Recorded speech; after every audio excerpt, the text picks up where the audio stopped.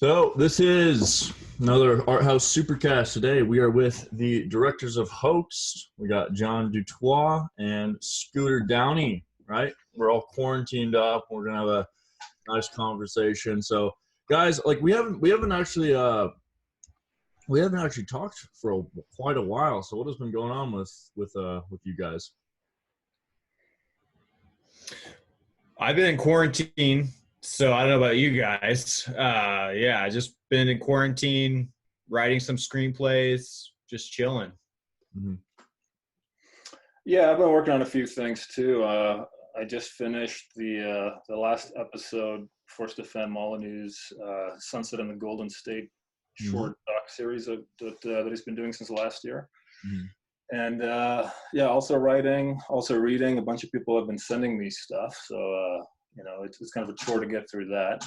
But I'm reading as well, and yeah, just sort of chilling. Same thing.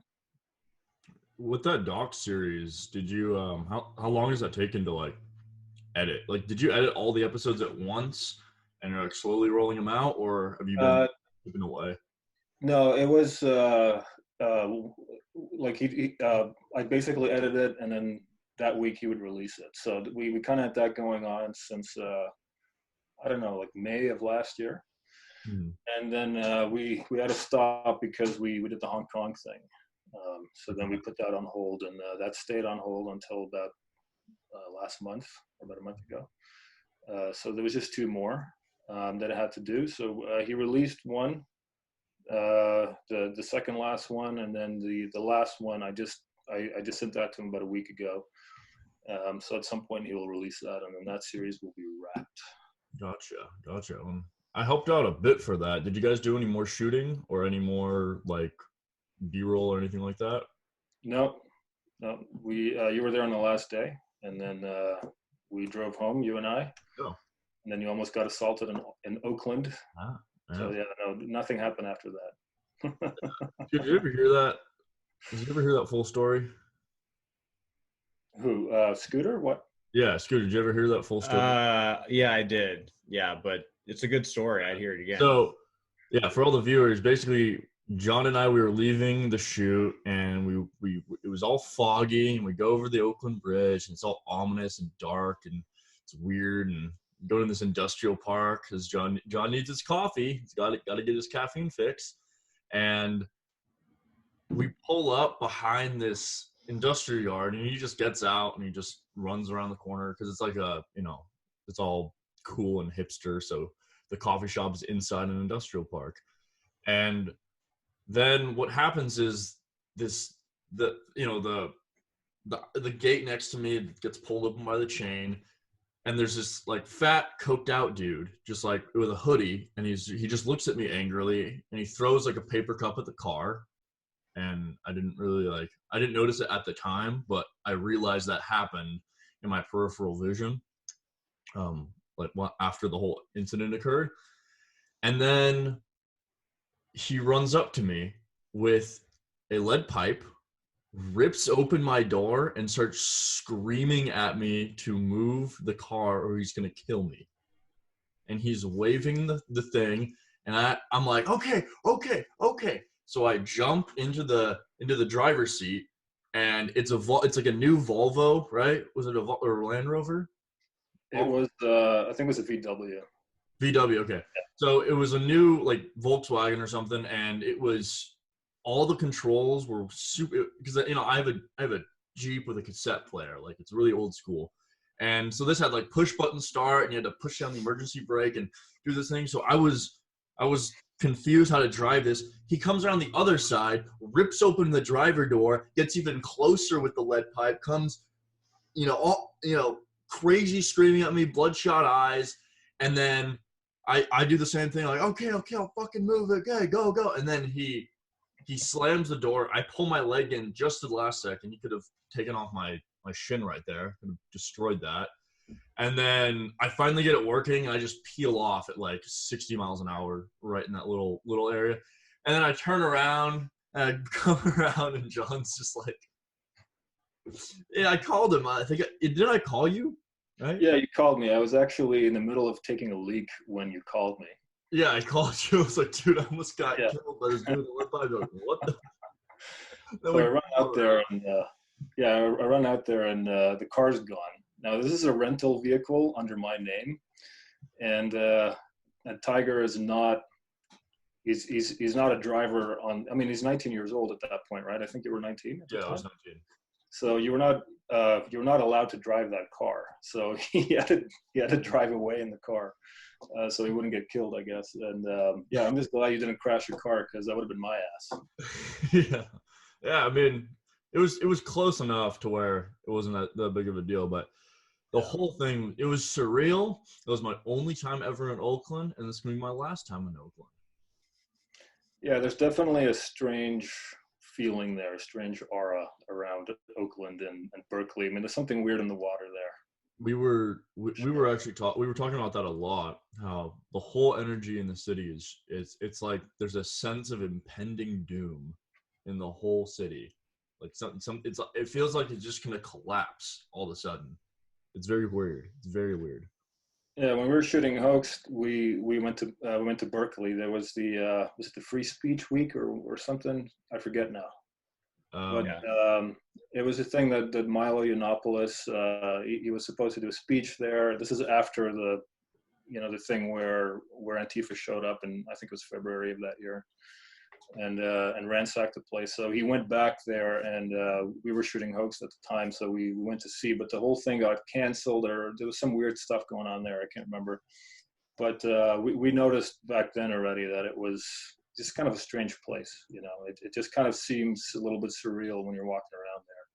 Now, that brings up an interesting story arc that we can talk about, and that's that when you guys were shooting Hoaxed, right, which is, all now out, even though it was banned on Amazon, still on iTunes and still popping there. Go download it. So with Hoaxed, right, you guys met a lot of really key, really high level, really popular alternative media figures. And what was some of your experiences like working with people like Alex Jones? I saw you guys. You did something with Owen Benjamin. In that unreleased interview that you guys did.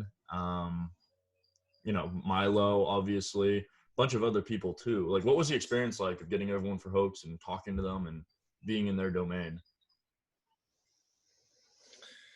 It was cool. I mean, it was a lot of people that we had been following, and so it was fun. I mean, the thing is, when you're doing an interview, you often have very brief amount of time where you're actually like with them, where you're not filming the interview, and then they just kind of show up. They're basically doing you a favor, so they show up and hop in. And the most memorable was probably visiting Alex Jones and seeing the InfoWars operation. And Alex had set up a big brisket and barbecue spread for us in the waiting room, and he barges in like the Tasmanian devil and just shoves all this barbecue in his mouth. And he was very nice. He did faces. Life. Is he similar to how he is on the show? Oh yeah, he's exactly the same as he is on the show. There's no alternate version of Alex Jones. He, during the interview, there's a sequence in the film where we're introducing Alex, and it's a montage of him doing all these different faces and characters that he's done on the show, and he was game to do that.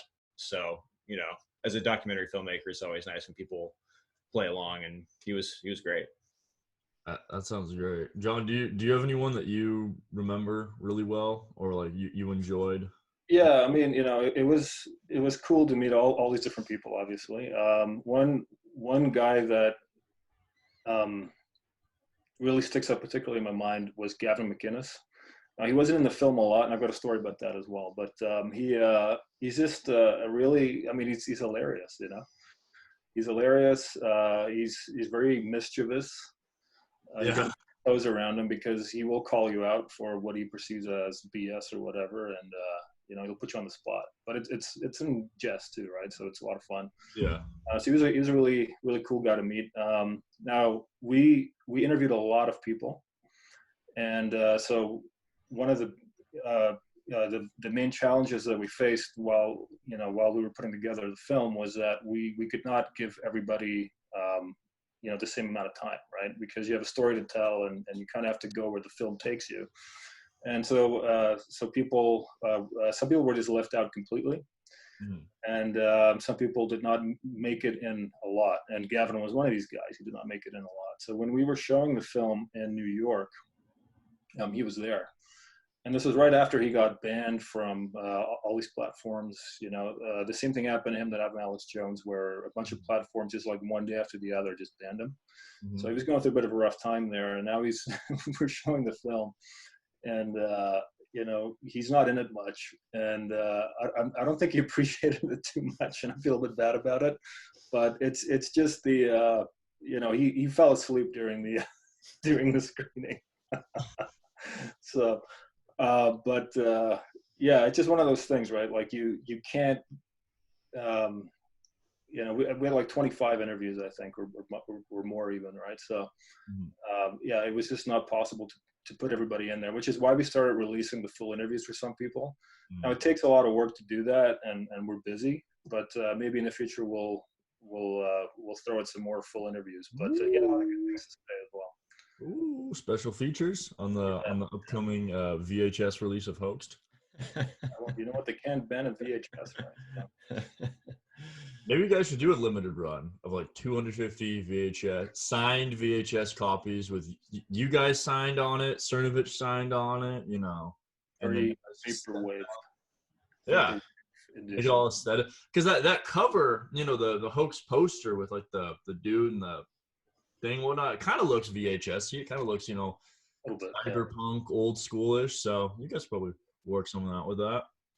Yeah. When you what was working with Mike Cernovich like in terms of like in terms of the daily grind? Like how did you guys partition what you did? Like was he the one interviewing? Was he the one like making the connections? Was it all split? Like what was the work day like with him? Well, I think we had an initial meeting with him, and he reached out to a lot of the people that he knew.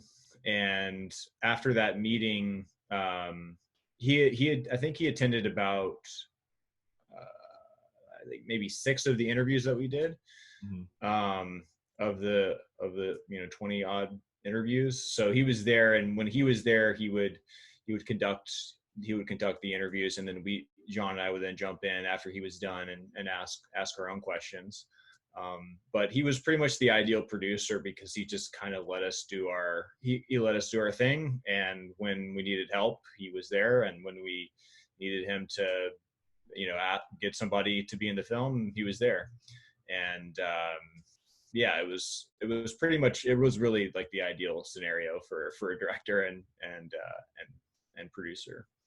What was it like when I remember I think I remember this from the screening, the first one in Hollywood. He said like, well, when I first hired these guys, I was just like, yeah, I'm gonna make a movie, and it's gonna be kind of cool. It'll be on media and whatnot. And then he saw the first cut, and he's like, holy shit, like this is gonna be ridiculous. Like, what is that true? Did that happen? Was he like, yeah. Did you see that first cut and was like, oh, fuck. Yeah, that's right. Yeah. So we, first of all, most people, and it doesn't matter if you've done a bunch of movies or not, you will always underestimate how long it will take to make a feature, especially editing, right? And so it was taking us a long time. And Scooter actually came up to where I live in Canada for about 4 months, and we knocked out most of not even most, but half of the film there. And, so there was a long period of radio silence from us. And I'm sure he started to get a little bit nervous or not, I don't know, but he had not heard from us for a while. And then at some point, we're like, yeah, we have to show him something, right? So at this point, we did not even, it was about halfway done, right? And we showed him the first the first portion of it, and that's when he's like, okay, yeah, this is something special. This is something that's going to go far, and all that, right? So that reaction is true. It did happen. Yeah. I remember that the release date got pushed back 2 or 3 times, and the first trailer that came out, it was nothing like the very first one when there's like footage of him at the rally and stuff, and him like, the like I think in like late 2017, like way when the first trailer came out, and then it was 2018, and then he's like, the film's coming out 2018, nothing happened, and it came out it officially the first release on Vimeo was 2019, right? Yeah, it was January. Yeah, so we had our first screening in October 2018, right, in Hollywood, and that was a mostly finished cut that people saw there, right? So. I think, it was the first instance of the film actually being like finished. We did make some changes after, but it was mostly done. He also hosted another screening in St. Louis, I think. Not sure, but St. Louis, I remember that. Yeah, and we weren't there. Scooter and I weren't there, but what people saw there, it's like a bunch of green screen shots and they're like unfinished VFX and stuff. And so that was the first time that people saw what it was going to look like for the most part. Now, when you guys were, there's a very particular aesthetic with some of the B-roll that you guys did, where it was a very dark room, and there was like, there's the TV screens, there's the puppeteer strings, there's, the Antifa looking guys. Like, was that all done in sort of one set, or was that kind of pieced around at different areas? I think about 85 to 90% of it was done in one sound stage that our cinematographer worked at. So a lot of it was shot in front of the green screen, and then I think Jon as well shot additional B-roll of the Antifa guy and of the shooting sequence where we see the shooter who shot Congressman Scalise. Right. Jon shot that in Canada. Oh, and we also shot the opening reenactments with the Pizzagate shooter. We shot that in Canada as well. Wasn't that you? Yeah, it's actually both of us. Oh, really? And one shot is me and one shot is Jon, and I just kept changing. Yeah, but we actually knew a guy that lived here in the boonies, where I live, and this guy's like a real gun nut, and he had an AR-15 and he had all this stuff, right? And so he's the guy that you see in like the full shots in the warehouse, type thing. But the very first shot with the eye opening, that's Scooter. And then the guy smoking the cigarette is me. But it's so yeah, like it's all supposed to be the same guy, but it's 3 different people, right? So movie magic. That's hilarious. There's probably some metaphor there that's like really, really low-key and esoteric, but I can't really think of it right now. Probably. So what's the story with the release situation? Because, there's, it came out on Vimeo, and then it was like, Hoaxed is here, yay, and then it kind of died off. And then it's like, February of this year, it's like, Hoaxed is here again, yay! It's like deja vu or something. Like, what actually happened with that process? So the film was released in January 2019 on Vimeo alone. We had wanted to get it out by that point to all the other platforms, but it just, we knew we wanted to get it out there immediately, and Vimeo was the only one where we could just immediately upload it and sell it. And so that was what happened. You guys are doing YouTube, so. Yeah. So that's what we did. And then, did amazing in sales. And we were going to use a company called Distributor, which you pay an upfront fee, and then they put it out on all the other platforms like Amazon and iTunes and all of that. And we didn't know at the time, but they were going under. And so they were delaying and being not good at communications. So there's a long delay there where we were like, what's going on? And we were just having to do the paperwork and everything. And then turns out they're going under. They're not going to put the film up. That money's just gone and wasted. And so at that point, we had our producer Dave Lugo was reaching out to distribution companies and sales agents, and that's when we got hooked up with Random Media, and so Orchard, which is a subsidiary of them, distributed the film. And yeah, obviously then Amazon banned the movie after it was doing really well. So that gave it a second life that we had always hoped that it would have. Have you guys seen an uptick in sales after the Amazon thing? Oh yeah. That once that happened, the movie jumped to number 1 in iTunes for like 2.5 weeks, and we don't know yet what the actual numbers are, but we're anticipating like we sold a lot because of Bezos. Streisand effect, right there. Perfect example of the Streisand effect. Now it's still on iTunes as it is. Is it still in the top 50 or whatever? No, now sales are kind of going down a little bit after the spike, but we're still top 10 documentaries and and all of that. So yeah, but it's like we didn't really need it to be banned. I think it would have done just as well because we were triggering the algorithms on Amazon where it was being recommended to people, and so I think that's probably a main reason why they took it down. So can there be any pushback to the Amazon thing, or is that kind of just like at the end of the day, is it like private company can't do like legally, you can't really do much? I think we're going to keep trying to pursue it. I don't think it's right. I think they interfered between the relationship that we had with our customers that they had on their site. Right. Because it wasn't like if you had the film on Amazon, like you can't view it anymore. Right. Yeah. So people that bought it and rented it are no longer able to access the film. Right. So it wasn't just like it's off the marketplace, but you keep your copy. It was like nobody can watch this thing. That's messed up. Like that's way too far. Yeah. We're gonna keep pursuing it and see where it goes. But that's kind of out of John and I's hands.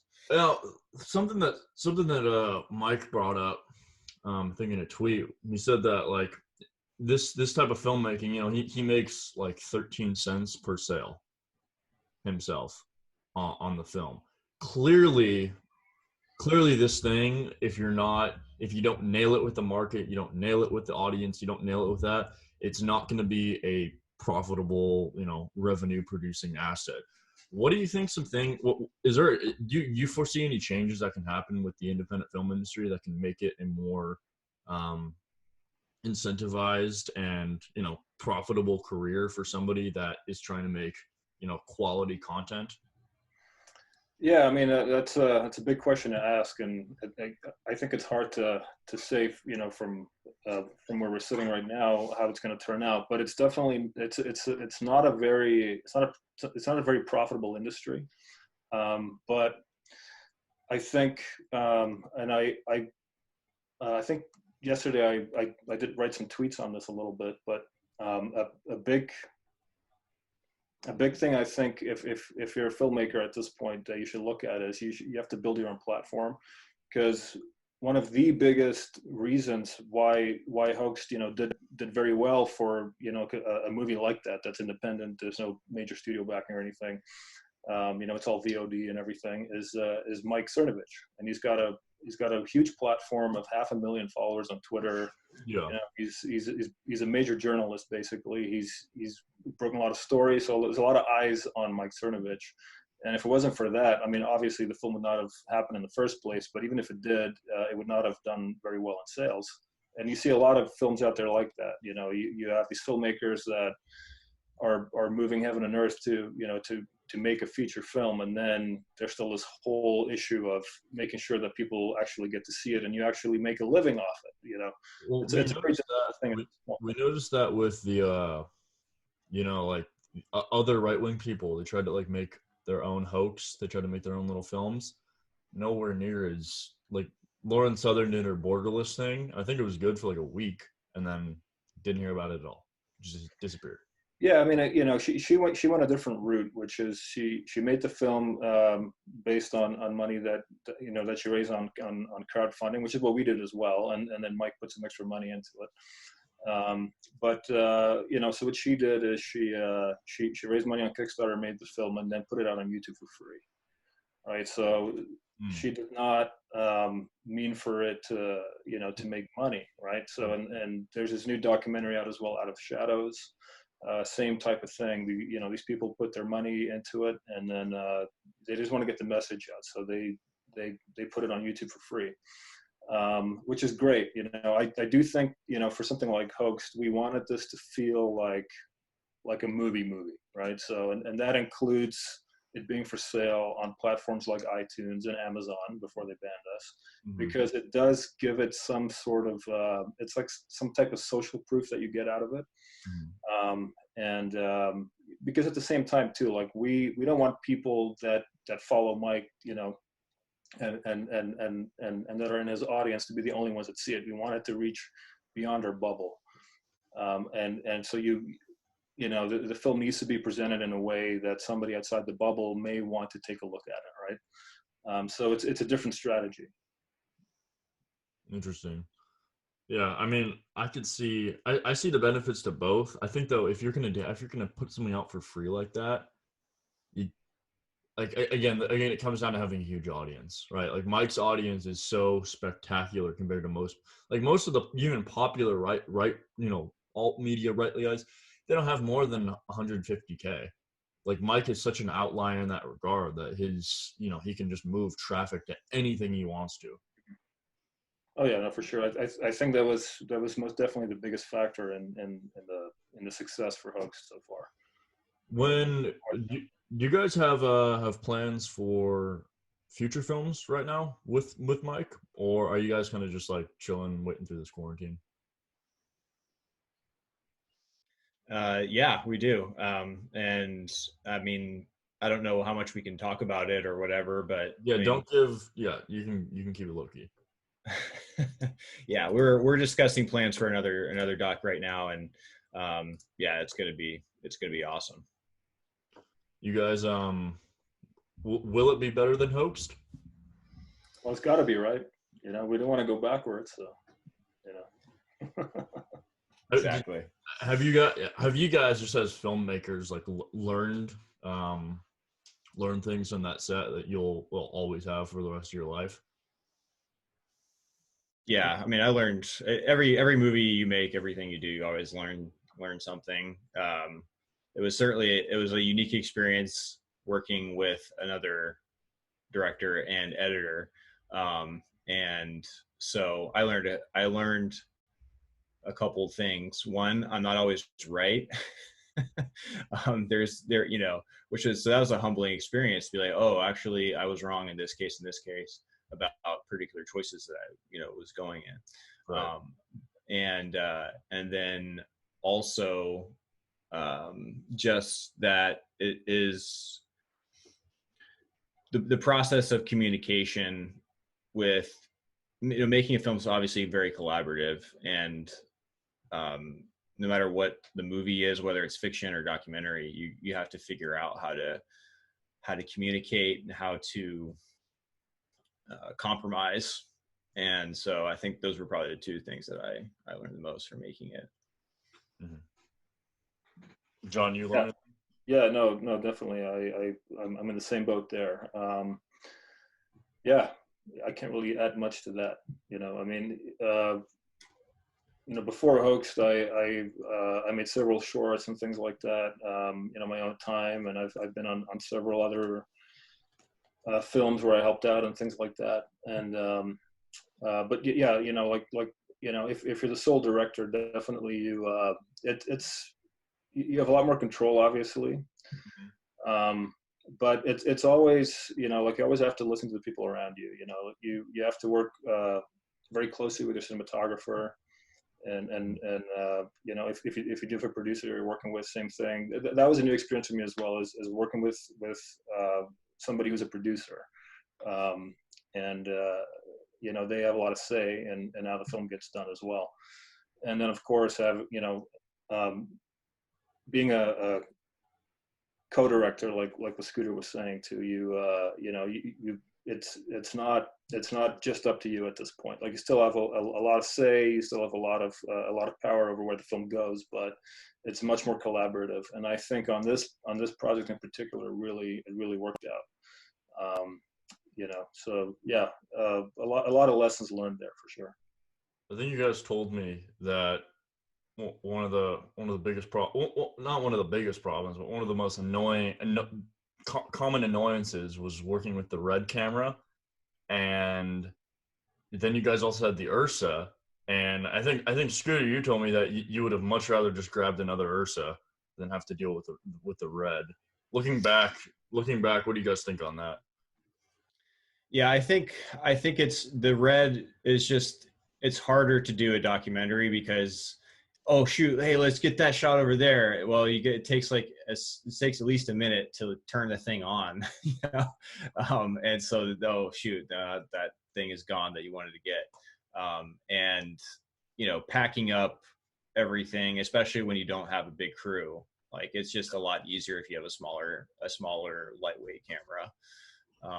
And quality wise, this thing is like, this thing completely changed how I run my business. It is such an amazing tool.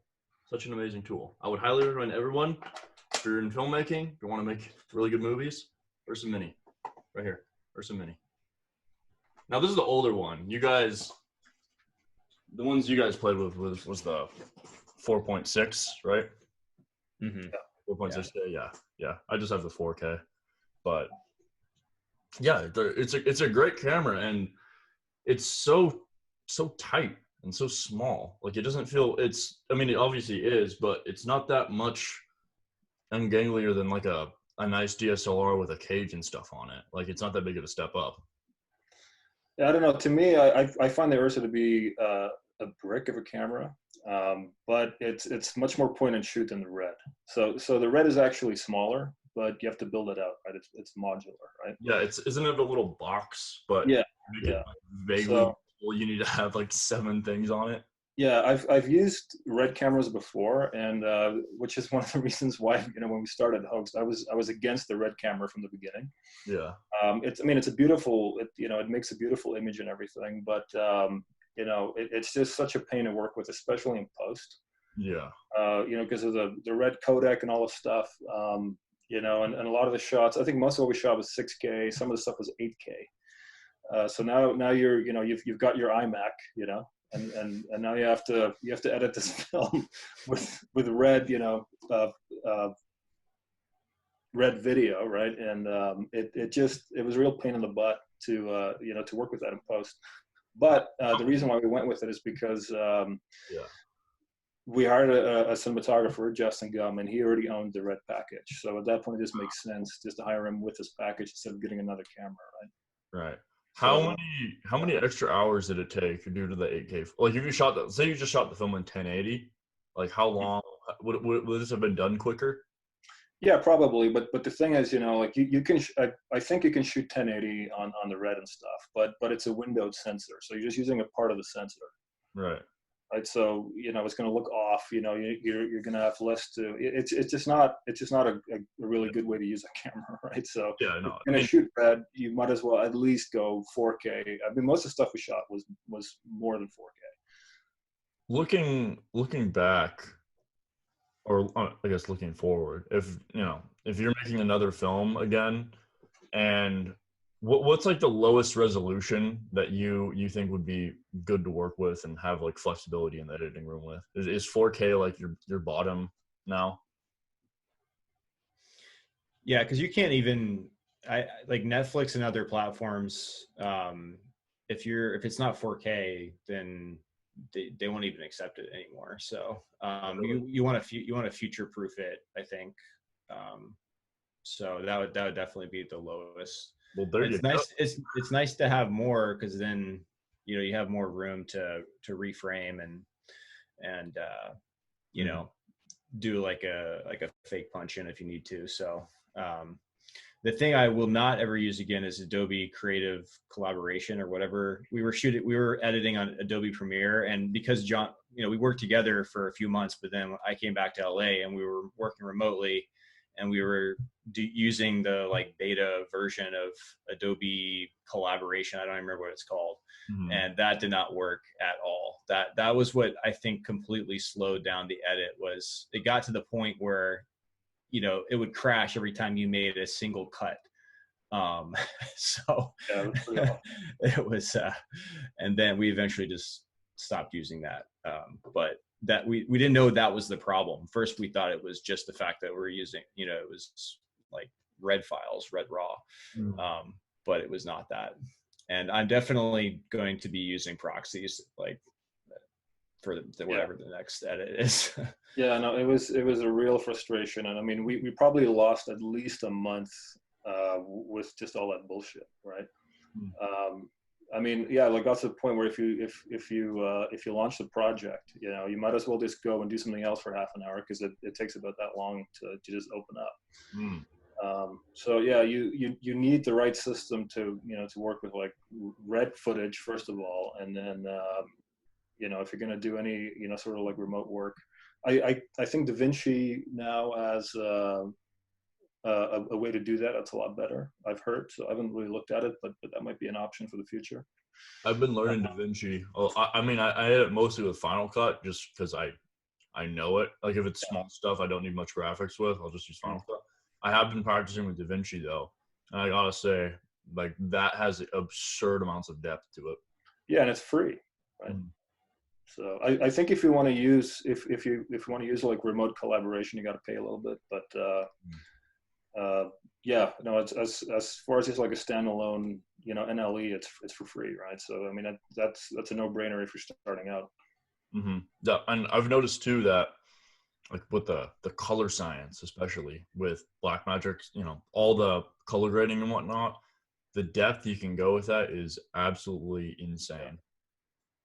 Did you guys like how deep was the color? Did you guys do lots of color grading for the B-rolls and whatnot? Like did you go over and above with that, or did you kind of just make sure the tones looked all good? Were you trying to go for a certain look with everybody, or was it kind of flat throughout? Yeah, so we did hire a colorist in LA. I never met the guy. We were not too happy with how it ended up, how it looked at the end of it. But it doesn't look bad. Like if I watched it on iTunes the other day, and it looks pretty decent. I think we were probably a bit too picky on that, but yeah, no, the whole thing was color graded, including the B-roll. I think the B-roll we just used sort of like a standard look for it, but the whole thing, the whole film from last frame to first frame was graded. Yeah, I think we added texture and stuff to the B-roll. Yeah, right. Is that kind of standard practice if you're throwing in, like 1080 B-roll into like a 4K film? You want to clearly show that it's distinct in B-roll and not like, you don't want to just throw it in there with no grading, no graphic, nothing, because then it'll just be jarring.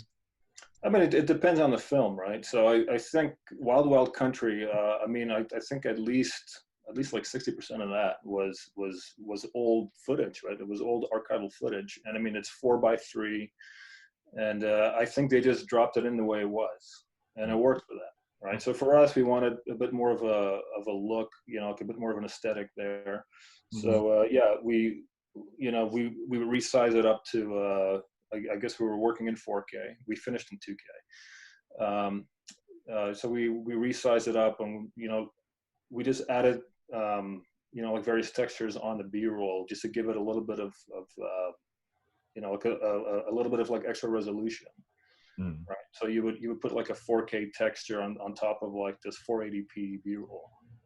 And, so that way we just gave it a bit of like a more distinct look, but that's just for this film, right? It's going to be different for, like a new project or whatever you're working on. Right. So it's very project specific. Yeah. Each project has its own aesthetic that you want to, develop. So now when it comes to the editing process that you guys touched on, right, where you guys are collaborating back and forth, what does a day look like in terms of the editing? Say it's not like it's not crashing every time you cut and stuff. Like it's working and it's a good day. The first thing we did in the editing process was do transcriptions of all the interviews, and we then read it and looked at it, and we created the Charlie conspiracy meme board on John's wall there, right there in the basement, and put a bunch of note cards out. We had a general outline for what we had wanted when we started shooting, but at that point we're trying to figure out like, well, how is this thing actually going to be weaved together, and we more or less mapped that out before we started really cutting a lot. And then we split up, there's like basically 5 acts in the movie, so we like split up the acts between the two of us, and just started working. I don't really remember what the process was like when I was there. Did we work on the same thing together? No, we did split up right from the get-go. So you actually started the film while I was still working on the music video for Josh from Yellow Red Sparks. And then when I finished that, I jumped to like act 2 or 3 or something like that. Yeah, it was act 2 and 3, which were like smaller acts. So it was basically one act. And then, we just basically leapfrogged each other that way. But yeah, like a normal day for us would be, wake up, have breakfast, and Scooter would usually be down here first because, I'm a terrible morning person. So you'd be down here first, and then, I'd come down with some coffee, and then, he had his computer here at mine here. I've got this huge desk that I basically, I commissioned my dad to build this like 8-foot desk here. And so we just sat next to each other and just worked all day pretty much. So, and then we would break to go to the gym because, you're sitting on your ass all day, you're going to go backwards pretty fast. Yeah. So that was our day, man. That was it. Documentary editing takes so much more brain power than doing editing of fiction content, because you are writing the film, and right? And then you're constantly like, okay, well, I'm gonna have to find B-roll for all of this stuff, and a lot of our B-roll is like just stuff we were able to pull from YouTube, and so it's like all the research and all of the just once you kind of have the sequence a little bit cut, it's like it's easier. But it's just like writing, you got to sit down and just put it together, and unlike writing, you can't just use any kind of imagination. You have to work with what you got. So it took longer than we were thinking it would take. Nice. So what was when was the last day that you guys like edited or did anything with post-production or anything like that? So this is an interesting story. So September 7th, I think, 2018, we delivered the fine cut. So first it was a rough cut, which was about 4 hours long. And then we did a fine cut, which was pretty much the length it is now, a little bit longer probably. And then, but I mean, it was still rough, like a lot of unfinished VFX. So we had a guy that I knew. Okay, so it's kind of a long story, but back in 2013, I made a short film for a contest that was put on by Alex Jones. And was the drone one? Yeah, the drone one. Yeah. So I needed somebody who could do like a lot of green screen work. So I I found this guy on like I think it was like Craigslist or something. But he was a French national who was in Canada at the time, just on like a student visa or something. Mm-hmm. And he did all of that work for me. And so I knew about him. And when we did Hoaxed, we needed somebody to work on VFX for us, somebody who's good. So I thought of this guy, and I contacted him, and he was game. But he's in France now, right? So this guy in France that did most of the VFX work. So he had a lot to do because, obviously, when we're first putting together the film, we don't know exactly what shots we're going to use. So by the time we had, like the rough cut, he started working. So he had a lot of work to do. So the fine cut, there was a lot of unfinished VFX. Now, Mike obviously wanted to get this thing out, and, he wanted people to, like he wanted to film in, he wanted to get the film in front of a bunch of eyeballs at this point. So he set a date, October 20th, I think, for, the big Hollywood premiere. So beginning October, I went to a wedding in Ontario, came back. 2 days later, I flew to LA to go and work with Scooter to like just make sure this film is watchable, all the VFX things are done. So we did a lot of VFX as well, just stuff that wasn't too hard to do. So like a lot of the headlines you see, they're like animated. We did that ourselves. But most of that still had to be finished in time for the premiere, October 20th. Mm-hmm. So I flew to LA. Scooter wasn't there. He left the key on like the wheel of his car, so I could, go into his house and use his computer to work on this thing. And so he came back a couple of days after that, and we were just, not sleeping, burning the midnight oil, working on finishing the film so it's actually finished for the Hollywood premiere. Then we had a bunch of failures on the computer. This thing wouldn't export. It would take how long did it take to export it? Like 20 hours? Yeah, it was something ridiculous like that. And then we had to make sure that we could actually show it in the theater that we rented. How many gigabytes was it at the end of the day? Like the final copy? How big was it? Well, it's not big, So okay, when you export the film, right, it's got to transcode into a much more compressed format. Right. So it's not big, but it takes a long time to do that, and Okay. and it kept failing on us. Mm-hmm. Like right up until the day of the screening, it kept failing on us. So we, by the grace of God, we actually got it onto a Blu-ray. That we made like four different because there's two different ways to transcode to Blu-ray. One's HD6.4 and one's MPEG 2. Mm. So we made like 4 different copies of this thing, and they all failed except the last one that we tried worked. On the day of the screening, there's people already in the theater waiting for this thing to start, and we're like, this thing is not working, we're screwed. And then the last one finally did end up working. So, and I mean, at that point, we had not slept for like 3 or 4 days. It was just crazy. Wait, But so when you guys handed me the Ursa and we were talking in the lobby, you just haven't slept? Yeah, no, we have not slept. I think I got a few hours in on the last day, but I know Scooter didn't sleep at all that last day. So, yeah, that's my world record for not sleeping. This is 3 days or something. Yeah, that was wild. Yeah, we were literally up in the booth, and we were like trying. Nope, that one doesn't work. Nope, that one doesn't work. Like we're not gonna have a screening. We just invited all these people. The movie's not even gonna be able to be shown. And then the last one works. It's like, oh my gosh. Wow. that's cool. I mean, yeah, by the grace of God. Because imagine if that didn't happen. Imagine if that screening failed. That could have been that's a dark timeline you guys don't want to go down. Yeah, no, that's unforgivable, really. So, yeah. Boom, right there. Now, looking to the future, guys, like, not this next film, but sort of it, right? Future. Like, what do you guys want to be working on?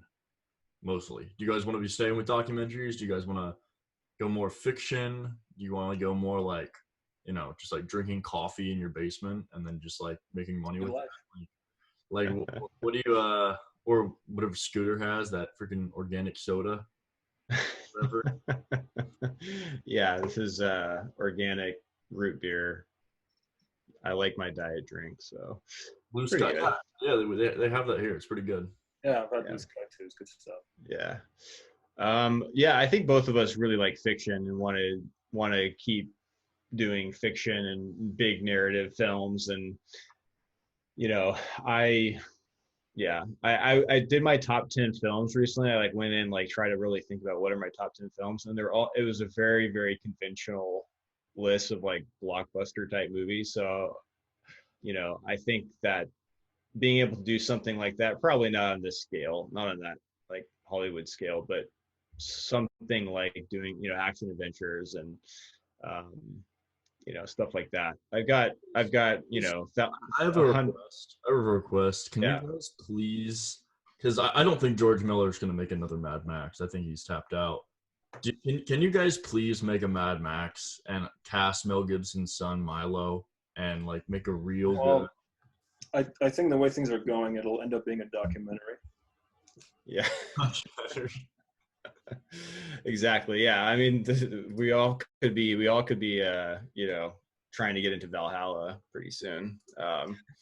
So yeah, I think both of us I like documentaries too, but man, it's like films are a lot of work, but there's something about a documentary. It's like it's so much brain power that you have to use for it. So but I think we're gonna possibly experiment with doing mixed format in the next one. I'm not gonna go any more than that, but yeah, I think we both want to get into fiction again, and I have like thousands of different ideas. I eventually want to hire a bunch of writers to like just write all these ideas that I have for movies. I have a big ass Google Doc with a bunch of incoherent, insane film ideas. One day, I recently there's a frog Twitter guy, and he wrote a Medium article. He actually linked to it. Scooter, it was a Cura's article, Bacillus DMT. Yeah. Thing, and I read that thing, and first thing I thought of immediately after this was I want to make this a film. So I messaged him, and hopefully something is it's gonna be happening with that. Yeah, I don't think I think it's gonna be it's a very philosophical piece. It doesn't have there's not like loads of I mean, there's graphics involved, but it's not loads of like sets in different areas. So yeah, we'll see what happens with that on my end. Scooter, you were working on a thing for Vox today, right? Yeah, it's called Rebels Run. It's based on the comic book Alt Hero created by Vox Day and Chuck Dixon, who created Bane and was a big comic book writer and is legend in the industry. So they created this superhero series, and one of the characters is called Rebel, and she's this 19-year-old cheerleader from Alabama who has superpowers. So it's basically her origin film, and it's a chase movie. So that's in development, and we're getting the rest of the financing right now. And obviously, the coronavirus might affect our schedule, but we'll either be filming that at the end of this year or possibly next year in the spring. Gotcha. So that's still in production. Yeah, and I also edited a feature documentary, but that's not coming out yet. So, and they haven't even announced it yet. But I spent all of 2019 working on that. Gotcha. John, is there a project right now between this one and the unannounced Cernovich project that you've been working on, other than the Molly? No. Last year I started writing a screenplay for a film that I would like to make. So it's not like it's not this like crazy epic thing. It's something like, that I think has a good chance of being made once we get going on that. So, but I'm still writing it. Obviously last year I was very busy with the Molyneux stuff, which was good. But though. what's that? You got some downtime though. This is the first bit of downtime you've had in probably what, 3 or 4 years? Both, right? Yeah, it's sort of, for me, the downtime is it started more last week for me instead of like, when the whole pandemic started happening. So I'm a late comer to the whole downtime thing, but so I'm working on that as well. I'm also talking to an author of a book we may want to adapt as well. That's a bit longer term as well. Can't say too much about that, but there's something happening there. Is it the Bible? Is it the Bible? That would be awesome. Yeah.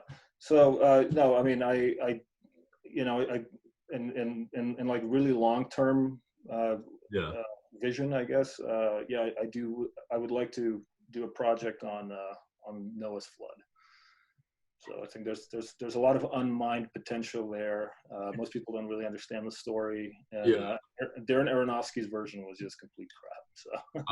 I saw that and I was like, what is this? What? It was like dark and there was it was the Gnostic version of the story. Okay. So and it was a weird. Yeah, which all the Gnostic stuff's pretty weird, but like the aesthetic was kind of good. Like I kind of like the oldish aesthetic. I kind of got it, but at the same time, it was just Gnostic as hell. No, listen, I like him as a filmmaker. He's made some really good films, and I'm a fan of Russell Crowe's acting as well, and I thought he was well cast and everything, but the story just completely missed the point. And as Scooter said, it's a Gnostic version of the story, but he also put a bunch of like environmentalist themes in there, which don't really line up with the actual source account, right? So Noah, but at the same time though, in the Bible, if you read Genesis chapter 6 and 7 and so on, there's a lot hidden there that's not immediately explicit.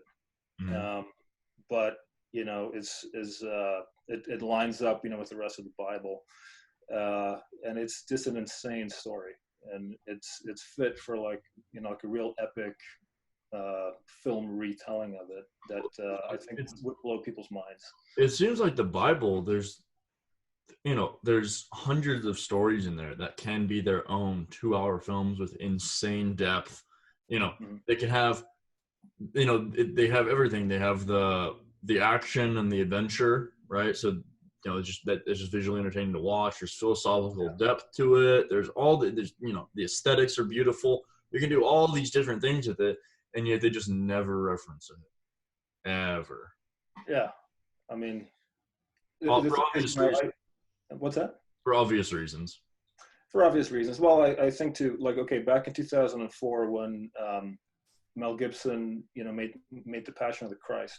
It was such a hit that I think Hollywood looked at it and went, man, there's a huge market here that we're not serving, but how do we serve it, right? So that's when you saw movies like Noah, being made eventually. That was 10 years later. And Ridley Scott's Moses story, which was just as awful, if not more awful. I think it was probably worse than Noah was. Was it like Three Kings or something like that? No, it was Gods and Kings. I saw the actors. I looked at the visuals. I was like, this has to be good. And it's got to be good. I mean, you've got Christian Bale. You've got millions of dollars being spent on it. You've got Ridley Scott, who's a good filmmaker, but they don't understand the Bible. They just don't, and you can tell, right? And even if they did, I'm sure the studio would have pushed back on that too, because of obvious reasons again. So it's just it's a market they don't get. And they don't understand, and they wanted to make money out of it, but it backfired, right? Because with Mel Gibson, he understood, he understands the market. Right. Yeah. He's making the sequel to The Passion of the Christ right now, and I was kind of like, well, what's this going to be about? and it's called the resurrection, I think, the resurrection of the Christ. But I read a description, and it's going to include the fall of the angels and like Christ's descent into the harrowing of hell. So I'm totally into it now. Like that's going to be insane imagery. Yeah, well, it's interesting because one of the main valid criticisms of the Passion that I've heard is that it doesn't really explain who Jesus is. It just shows what he did in the last 12 hours, before his death and resurrection. So, so I'm very excited to hear that he's making this follow up, because I think it's going to explain more about who Jesus Christ really is. Yeah. Well, I mean, Passion of the Christ is probably the best Jesus film made, because there's that one Son of God that came out, and I didn't see it, but apparently it was just kind of like mediocre. Didn't really get into the nitty gritty that well. Yeah, a lot of the stuff is cheesy. It's sort of something that that has plagued what they call Christian filmmaking. I don't really like to make that distinction, but it is a thing. A fairly good movie that I saw, I think last year, was the one with Joseph Fiennes called Risen, and it's about a Roman centurion who is tasked with finding the body of Jesus after it went missing. And so it's kind of like this detective story, and it's pretty good. I mean, you can tell it didn't have a huge budget, but it's pretty good. I would check that one out. I think I know the cinematographer from that. I think I do. He's a guy named Steve Schreimer. You might see him on Twitter. Oh, cool, nice. Yeah. I think it might not be the right film, but I remember he said he was on Instagram yesterday, and he posted. I forgot the name of the film. Posted a picture. It was a Roman centurion. It was there was the nail in Jesus' hand on the cross and whatnot. A couple images like that. So maybe that might be the same thing. Yeah. Maybe it's the same film. Yeah. Yeah, guys. Let's put it this way. So we're running out of time right here, and I'd like to leave you guys with something good. So, say there's a filmmaker, right? This is probably a question you get all the time, and I probably even asked you this myself. Filmmaker, right? He's got a camera. It's not great. He's got maybe a Sony or something, and he's got a couple lights, and he's got a low tier setup that does all the basics to a good degree, but nothing fancy. What do you suggest he does with that setup and with that knowledge and whatnot to make the most of turn filmmaking into an actual career, lifestyle, all that stuff? Well, I've told you this before as well. This is not like how to like grow your business or whatever, but this is how to grow as an artist. And I even want to like do this again before I start shooting my next feature, but just taking a screenplay of an existing movie, take a scene and figure out how you would shoot it and actually shoot that scene. So you already know the script is good, the scene's solid. You don't have to worry about that part. You got to find your actors, you got to direct them, and you got to block them, and you got to figure out how you're going to do your coverage for the scene. I mean, that just actually doing it, that's the best way to learn. Mm-hmm. And not worrying about the bullshit with the script, and if it's exactly. Because I think a lot of people go. You have to write a lot of bad stuff before you write anything good, and so rather than film your bad stuff, just go ahead and film like the stuff that's actually solid, and then you can compare it to the scene and go, oh, okay, I see the choices they made, and it's a good learning tool. And then just basically, I would say, to grow your business, do stuff for free, volunteer, do stuff for free for clients, and you establish that relationship. And then when they have something that they're going to pay you for, then you've already shown off your skills if you're just starting out. That's what I would recommend is volunteer to work on someone else's project, to work for a client, to make a video, and just volunteer and grind. I agree. Get stuff on that portfolio, because that portfolio is going to make you money. Yeah. And pray, because you need luck. And if those doors are closed, then you're screwed. So, yeah. Big time. John, do you have anything? Yeah, I mean, I think that's I think that's good advice too.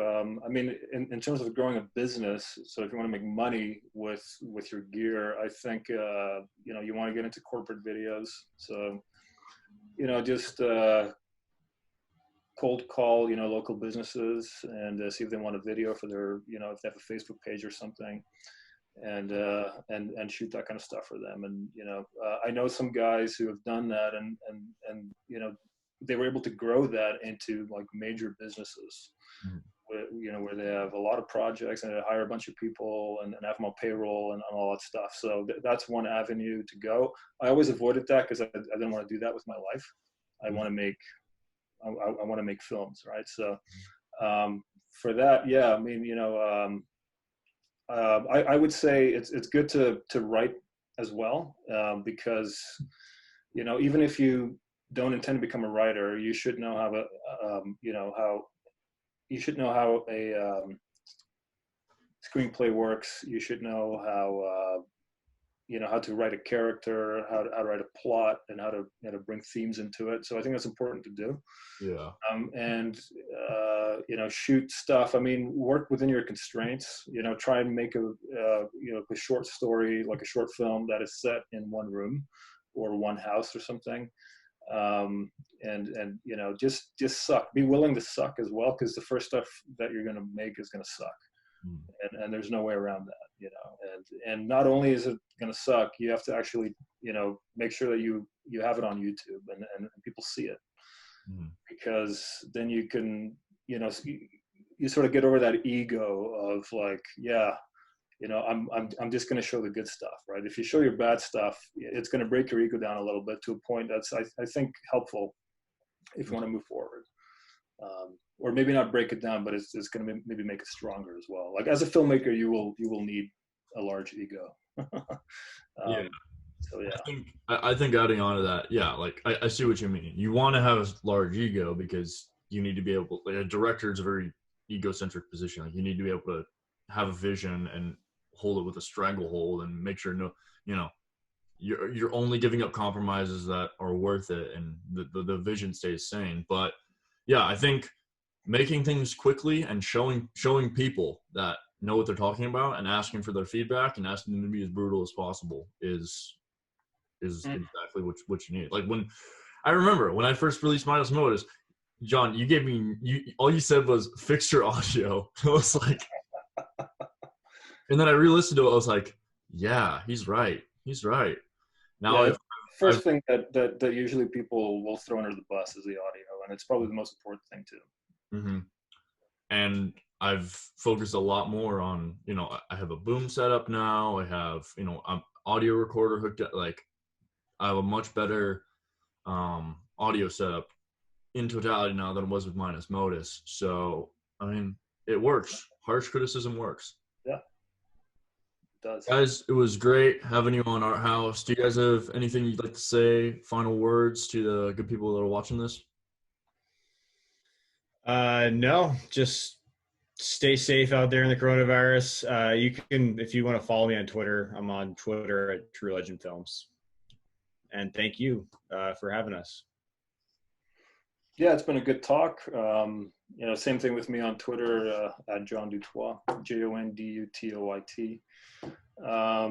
Yeah, you know, just keep at it. It's been a good talk, and you know, it's been really good, Tiger, to see you grow as well over the last few years. And I think you have a bright future ahead of you. And I'm very happy to be on your show, and I hope it goes far. Many thanks, guys.